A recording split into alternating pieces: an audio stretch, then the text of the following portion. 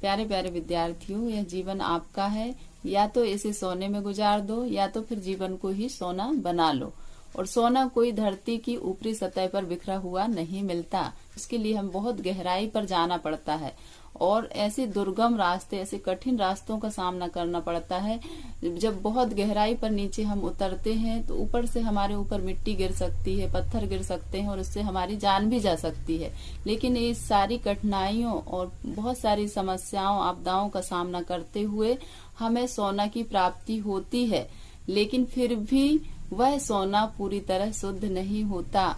उसमें बहुत सारे पत्थर, कंकड़, बालू ऐसे चिपके हुए। इसलिए शुद्ध सोना प्राप्त करने के लिए उसे तपाकर, पिघलाकर, कंकड़, पत्थर, मिट्टी को अलग करना पड़ता है और फिर हमें शुद्ध सोना की प्राप्ति होती है।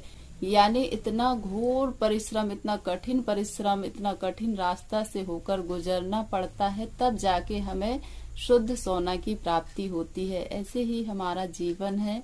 यह जीवन जो है किनारों किनारों, ऊपर ऊपर, ऊपरी सतह पर नहीं मतलब जिया जा सकता। इसके लिए हमें अपनी गहराई में उतरना पड़ेगा। जो हमें ईश्वर के द्वारा दिए गए सर्वशक्तिमान, सर्वश्रेष्ठ गुण हैं, उन्हें हमें निखारना होगा, उन्हें हमें बेहतर बनाना होगा।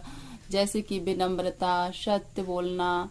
प्यारे प्यारे विद्यार्थियों, हमें यह हमेशा याद रखना है कि हम उस परम पिता परमेश्वर की संतान हैं जो सर्वशक्तिमान है। तो उन्हीं का हम छोटा सा अंश है। लेकिन हमारा जन्म भी कुछ खास के लिए हुआ है, कुछ अच्छा करने के लिए हुआ है। ऐसा विश्वास हमारे अंदर हमें हमेशा जगाते रहना है। तभी हमारा जीवन, हमें अपने जीवन की ऐसी रूपरेखा तैयार करनी है कि हम कुछ तो हैं, कुछ खास हैं, कुछ तो कर सकते हैं, कुछ तो बन ही सकते हैं। ऐसा जब हमारे अंदर विचार आता है तो हम अपने जीवन को एक नया मोड़ देते हैं, नई आकृति देते हैं और बहुत ही शानदार और खूबसूरत जीवन लगता है।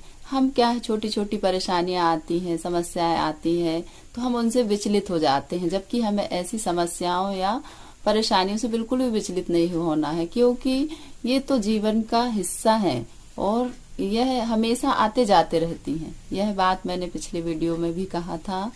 आप बिल्कुल अपने आप को, अपने मन को इतना दृढ़ बना के रखिए कि कभी किसी भी परेशानी से विचलित ना हो। अपने विचारों को हमेशा उच्च रखिए, ऊंचा रखिए, अच्छे विचार रखिए, ऊंचा सोचिए, अच्छे बड़े सपने देखिए, अच्छी चीजों को अपने जीवन में जगह दीजिए, ताकि आपके विचारों के अनुसार ही आपके जीवन की रूपरेखा तैयार हो। और आपकी जितनी सामर्थ्य है, जितनी संभावनाएं हैं, जितनी आकांक्षाएं हैं, जितने सपने हैं, सब कुछ अपने जीवन को नई दिशा देने में, नया आकार देने में वो सहयोग करेंगे। जब हम सपना देखते हैं, अपनी क्षमताओं को पहचानते हैं, अपनी शक्ति को पहचानते हैं, तभी तो हम जीवन को बहुत अच्छा महसूस करते हैं और अपनी मंजिल तक पहुंचने में हमें सहयोग मिल जाता है। तो यही हमारा प्रयास हो। जब हम ऐसे विचार रखते हैं तो हमारा आत्मविश्वास बढ़ता है, आत्मसम्मान की भावना उत्पन्न होती है और हमेशा प्रसन्न चित्त रहने की, विनम्र बने रहने की भावना उत्पन्न होती है।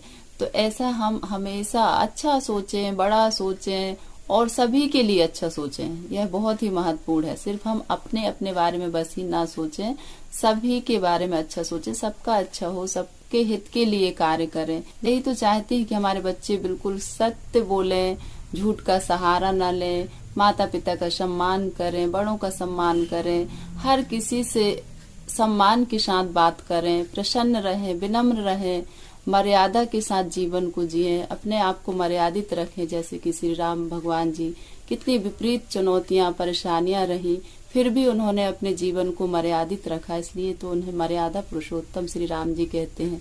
तो इस तरह हम अपने जीवन को बनाएं और यह सब हम कर सकते हैं बेटा। और जब हम प्रयास करते हैं तभी हमारा जीवन बहुत अच्छा और बहुत ही सुखद बनता है। बहुत ही आवश्यक है कि हम प्रसन्न रहें, खुश रहें और खुशियां बांटें। बहुत बहुत धन्यवाद। यह प्रयास यदि आपको अच्छा लग रहा है तो प्लीज कमेंट जरूर कीजिएगा, लाइक कीजिए, सब्सक्राइब कीजिए और शेयर करना बिल्कुल मत भूलिए, क्योंकि हो सकता है आपका एक शेयर किसी के जीवन में बदलाव ला सकता है। बहुत बहुत धन्यवाद।